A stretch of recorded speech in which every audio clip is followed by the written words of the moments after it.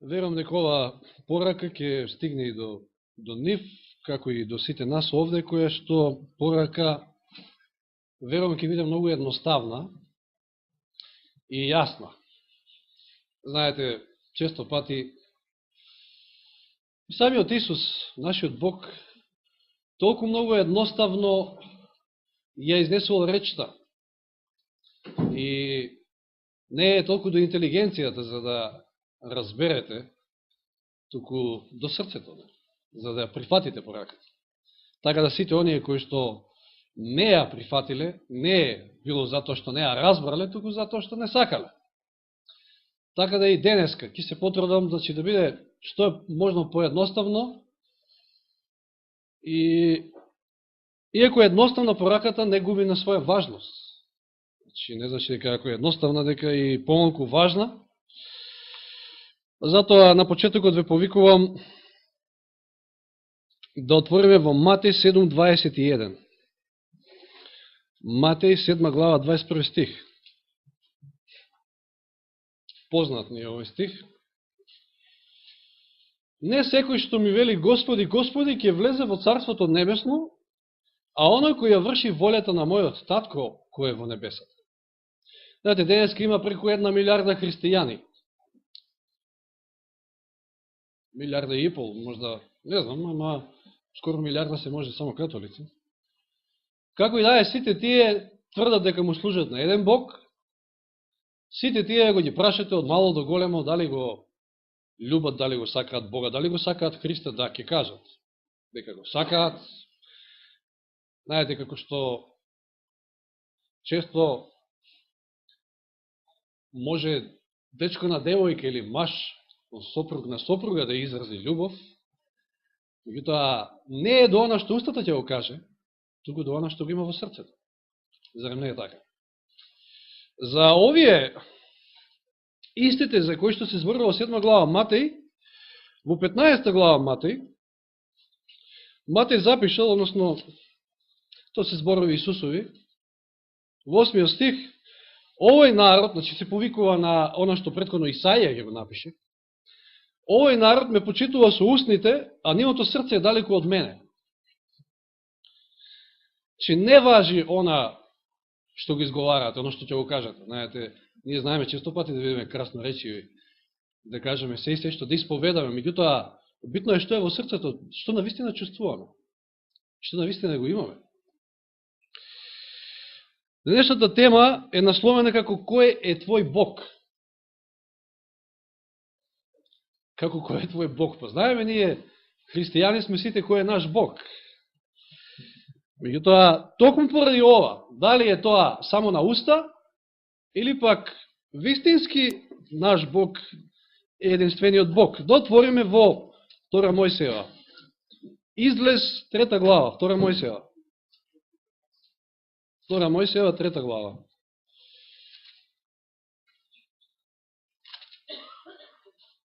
И ќе читаме од 9 стих, имено овде е средбата Мојсеева со Господа. Она негова средба кај грмушката која што гори и која што не догорува, не изгорува. И знаеме дека овде е и повикот Господов за Мојсеја, дека тој треба да биде оној кој што ќе го изведе Божиот народ од Египет.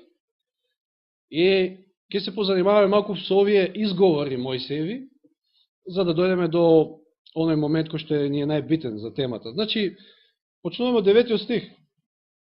Повиците на Израелевите синови стигнаа до мене, вели Господ. Не дека и претходно не стигнале, ама, знаете, некојаш се потребни и 400 години за да научите некоја лекција.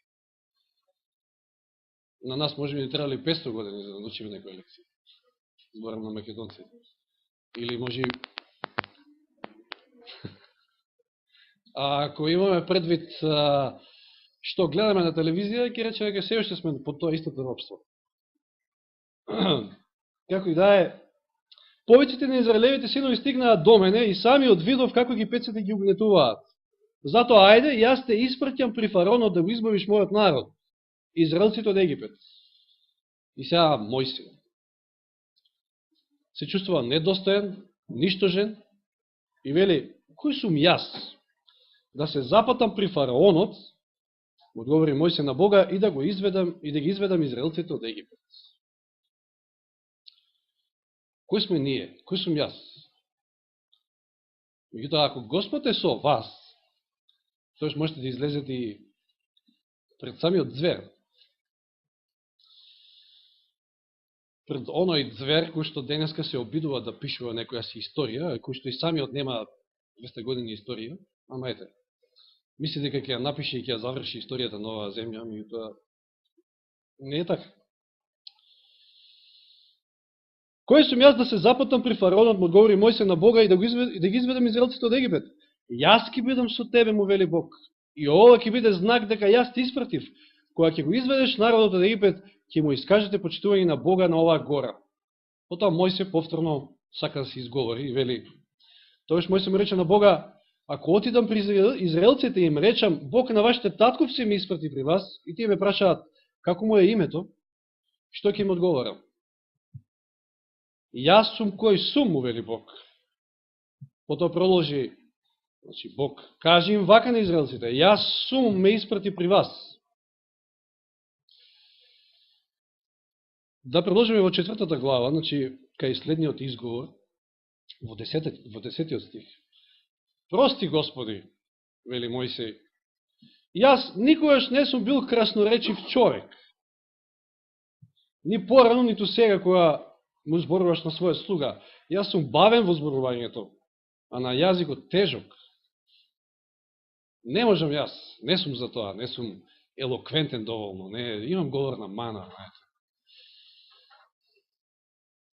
Меѓутоа, ако Господ е со вас, ќе пеете. И вели Бог, интересен одговор, кој му ја даде устата на човекот? Кој го прави нем и глув? Кој му дава вид или го ослепува? Зар тоа не сум јас Господ? И така оди, значи повторно го крабрува. Јас ќе бидам со тебе која ќе зборуваш и ќе ти кажувам што да зборуваш. 13 стих. Прости, Господи, пак вели Мојсей, не би ли испратил некој друг? Сепак не сум јас за тоа, испрати друг. И дури Господ се налути. Кога Господ гледа во вас квалитет, кога Господ гледа во вас лидерство, кога Господ гледа дека вие сте тие кои што сте за таа задача, тогаш не кенкајте многу, знаете, како што знаеме да кажеме ние. Се налути Господ на Мојсија и рече, зар Арон левиецот не е твој брат? Знам дека е тој многу красно речив, еве, токму ти излегува во пресред, која ќе те види ќе се израдува во срцето. И сега внимавајте 15 и 16 стих. Ти зборувај му нему, значи Бог повели на Мојсија. Ти зборувај му нему, зборувај му на својот брат, на Арона, ставај ги зборовите во неговата уста. Јас ќе бидам и со тебе и со него додека зборувате. Ќе ви кажувам на двајцата што да правите, што ќе работите. Внимајте 16 стих. Нека му зборува тој на народот место тебе. Така, тој ќе ти биде место уста, му вели Аарон, му вели Бог на Мојсија, Аарон ќе ти биде место уста, а ти ќе му бидеш нему место Бога. Како ова Мојсей требало да му биде како Бог на Аарона. 7 глава да отвориме. Значи иста 2 Мојсија. 1 стих. Господ му одговори на Мојсија, гледај, ќе те наметнам како Бог на фараонот. Твојот брат Арон ќе биде твој пророк. Мојсија требало да биде како Бог на Арон, ама овде гледаме како Бог на фараонот. Што значи се тоа? Во која смисла како Бог? Нормално не мисли Бог дека сега он е некое божество. Мојсија е бил обичен човек како и секој од нас. Што значи како Бог? Еве, вториот стих ќе каже дел од одговор, мислам, тука е всушност одговор. Вториот стих од 7 глава. ти кажува се што ќе ти наредам, значи со други зборови, пренеси ја мојата наредба до Арона, а твојот брат Арон нека му повтори на фараонот да ги пушти израелците. Значи, едноставно Арон ќе биде послушен и ќе го врши она што ти ќе му го наредиш. Бог е оној кој што е во позиција да наредува и да ги управува оние кои што се под него, субјектите, значи подчинети кои му се. Че во таа смисла Мојсей треба да му биде како Бог на Арона и нормално ќе му биде како Бог на фараонот. Ќе му ги пренесува наредбите Божии до Арона. Значи, прашањето кој е твој Бог? Како би го одговориле?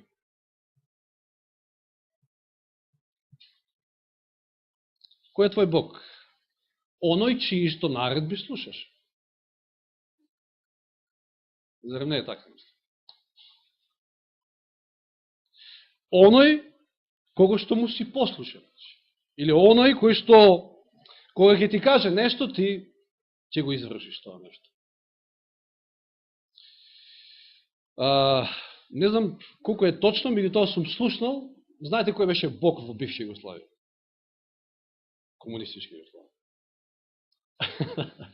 Знаете дека беше тоа едно општество каде што им бранеа на... Јас сум слушнал дека наводно надимакот Тито му е ставен од Ти-то. Ти-то. Чиви наредби слушаш, тоа е за тебе твој Бог. Сега да запрашаме, кој е мој Бог? Кој е твој Бог? Чиви наредби јас слушам, извршувам? Дали она што Бог, нашиот Бог небесен ќе каже, или може би сум кариериста, може би кариерата ме води, може би образованието, може би модата ме води, може би жената ме води, може би мажот ме води. Парите, да, точно. Значи, кој е оној кој што го креира мојот живот, кој што го води мојот живот, чиви наредби слушам, тоа е мој Бог. Како што Мојсей му бил Бог на Арона, му наредувал, значи, му ги пренесувал во случајов наредбите Божи. Значи, немаме тука ништо негативно, затоа што Мојсей е само еден посредник, да му ги пренесе наредбите на Арона. На Арона му бил Бог, вистинскиот Бог. Така и нам, значи, оној кој што, чии што наредби слушаме, тој е наш Бог. И сега може да запрашаме, колку ние време му посветуваме на Бога, че ако е тој наш Бог. Дали може би само 2 часа од 168 во седмица. Овие 2 часа кои што ќе ги одседиме овде во црква. А 2 часа од прилика една серија трае.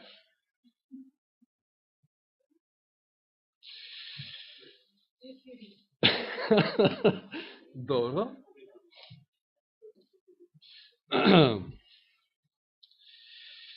Колку време имаме, односно поминуваме покрај Библијата дома?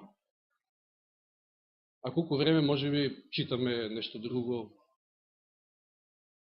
И тука можеме да редиме многу работи. Дали имаме време за молитва? Дали сме луѓе од молитва? Затоа што како читањето, така и молитвата се многу битни за нашиот духовен обстанок и раст. Посебно во последно време, кога навистина другиот, ѓаволот, сака да ни го заокупира вниманието со се и сешто. И сега да отвориме во Битие 2 глава. Кажав едноставна, кратка порака, меѓутоа верувам дека појасна не може да биде. Во 2 глава Битие,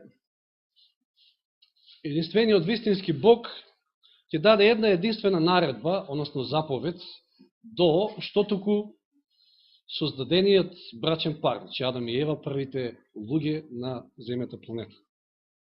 2 глава, 16-17 стих. Господ Бог му заповеда на човекот. Бог е оној кој што е во една ситуација да нареди, да заповеда на своите субјекти, да им заповеда. Што му заповеда? Велејки му, јади слободно од секое дрво во градината, но да не јадеш од дрвото за познавање на добро и зло, Во денот кога ќе јадеш од него, навистина ќе умреш. Дали била јасна и едноставно оваа заповед? Појасно не може да биде. Јади од се ти е дозволено, ама не од тоа единствено дрво кој што е во средината на градината. И сега во третата глава, знаете, каде би отишли на друго место, трета глава од први стих. Змијата, која што, знаеме, ѓаволот ја искористил како медиум, беше полукава од сите полски животни што Господ Бог ги направи. Таа е рече на жената. Вистина ли е дека Бог рекол, одnosno дека Бог заповедал, не ќе јадете од ниедно дрво во градината? И нормално првата грешка што жената или секој од нас може да ја направи е да се впушти во разговор, конверзација со искушувачот. Смееме да јадеме плод од секој дрво. Пазите, прашањето е, сега не е тоа темата, меѓутоа, вистина ли дека Бог рекол, не ќе јадете од ниедно дрво во градина? Епе што треба да изумрат? Смееме да јадеме плод од дрвата во градината, само за плодот на дрвото што среде градината Бог рече не јадете од него. И не допирајте го за да не умрете. И сега змијата и вели на жената. Не, нема да умрете. Сега, Господ заповедал, од тоа дрво нема да јадете. А ѓаволот вели, јадете. Господ заповедал и рекол, всушност, укажал на последиците, ќе умрете. Ѓаволот вели, нема да умрете. Имате два различни гласа. И жената што направила?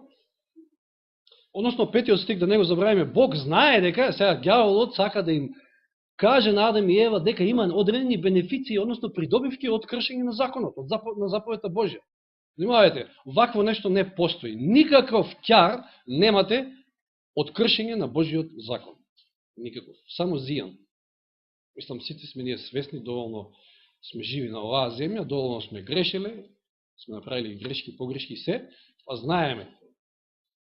Иако денеска луѓето ќе речат, абе, не можеш да успееш ако не лажеш, ако не кражеш, не можеш да успееш. Меѓутоа не е така, да, зависи што е тоа успех. Што подразбираат под успех. Шестиот стих, добро, во ред, знаеме дека што се случило. Жената го набрала плодот, значи го послушала чий глас на ѓаволот. Барем доека не се покајала за неа, Бог е, нејзин Бог станал ѓаволот. Затоа што твој Бог е оној чии што команди, чии што заповеди слушаш. Па сте спомнавме мода, пари, не знам што, меѓутоа, ајде малку да влеземе вака во црковни кругови. Твој Бог може да биде и црквата. За некои верски заедници баш буквално тоа е. Твој Бог може да биде пасторот. Старешината може да биде твој Бог. Тоа што тој ќе ти го каже и ти го извршуваш. А не оно што Бог ќе ти го каже. Мнозина денеска имаат проблем со тоа. Во Христово време имале проблем, позато го раснале Бога го раснале. Затоа што имале проблем. Нивни Бог бил некој друг. Значи црквената организација може да биде твој Бог. Бог рекол нема да имаш други богови освен мене. Значи автоматски, вие сте идолопоклоници, автоматски имате друг Бог. Ваш Бог е некој друг. Во овој случај, Ева, значи го заменила својот Бог за друг. Нејзин Бог станал ѓаволот. Барем за се доека не се покајала. И сега да видиме во 17 стих. Што се вели во 17 стих од 3 глава? Значи, Бог му вели на човекот, затоа што го послуша гласот на својата жена. Кого послуша? Не мојот глас. Твој Бог е оној кого што го слушаш, чисто заповеди извршуваш. Во случајов, жената е веќе инструмент во раците на ѓаволот, значи, како што Мојсей е инструмент во раците на Бога, па Арон треба да ги слуша заповедите на Мојсей, овде Бог сака да му каже на Адама, се извинувам, дека не го послуша мојот глас, туку го послуша гласот на твојата жена и јадеше од дрвото. Значи, Еве во моментот, значи, дали може жената да ти стане Бог? Те како? Дали може мажот да ти стане Бог? Вие имате проблем ако било кој во фамилијата се прави Бог, че под наводници нормално, и ако сакате да му служите на вистинскиот Бог, ама има и некој друг Бог тука во околината, тогаш имате проблем. Нормално, ако сакате вие да му служите на вистинскиот Бог, тогаш ќе излезе проблем. Нема да има проблем ако се подчините на тој другиот Бог. Како и да е, значи, поентата е, ваш Бог е оној чии исто заповеди слушате. Кого што го слушате, тој е ваш Бог. Да се вратиме малку на 9 стих, од 9 до 11 читаме. Ова е кога Адам и Ева се испоплашиле, се скриле зад грмушката, откако го слушнале Господовиот глас. И 9 стих вели, Господ Бог го повика човекот и му рече, каде си? Тој одговори, го чув твојот глас во градината, се исплашив, зашто сум гол и се сокрив. Видите Бог што му вели? Кој ти кажа дека си гол? Што имплицира ова? Дека јас не сум ти кажал такво нешто, некој друг ти кажал. Си послушал нечи друг глас. Со други зборови, кој ти, значи после му вели, значи си јадел од дрвото, значи од кое што јас ти реков да не јадеш. Тоа е остатокот од 11 стих. Значи си послушал некој друг.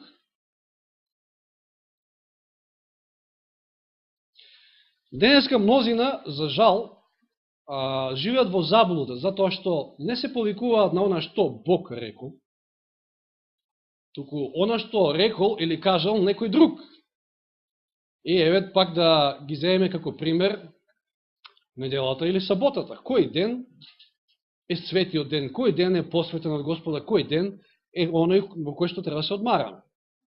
И сега мноштвото на христијани денеска вела тоа е неделата, тоа е првиот ден. Дали се прашуваат зошто е тоа така? Дали тоа Бог така кажа или некој друг кажал? Веројатно Бог им го упатува прашањето и до нив. Кој ти кажа? Ако им го упати тоа прашање, веќе се знае дека некој друг им кажа. Послушале некој друг. Да се посетиме на Езекијел 22 глава. Читавме тие стихови од неодамна, ама пак. Езекијел 22 глава.